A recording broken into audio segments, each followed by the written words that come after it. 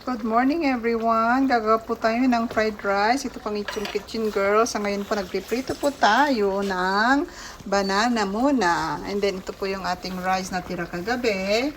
Ito po yung egg nilalagay natin. Ready na rin po yung ating bawang. Meron po tayong longganisa. At yung nabili nating sausage kahapon, ng isang araw pala sa store na nag-sale.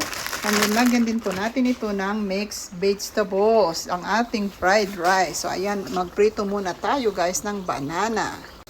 Ayan guys, malapit nang matapos yung ating banana na naprito. Sunod na natin yung ating longganisa at saka sausage.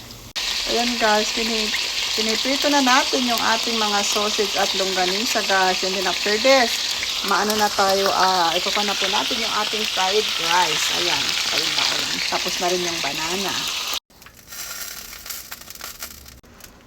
Magprito naman tayo ngayon guys ng egg para sa ating fried rice. Yan po guys, pinigisa na po natin yung ating mixed vegetable para sa fried rice.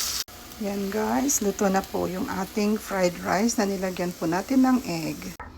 Okay guys, tapos na po tayong nagluto. So nito na po yung ating fried rice na nilagyan po natin ng pritong itlog. Ayan po, ready na po siyang kainin. At yun pong ating longganisa at sausage. Ayan po guys, tapos na po. O sige po, kain na po tayo dahil tapos na po tayong nagluto. Bye-bye.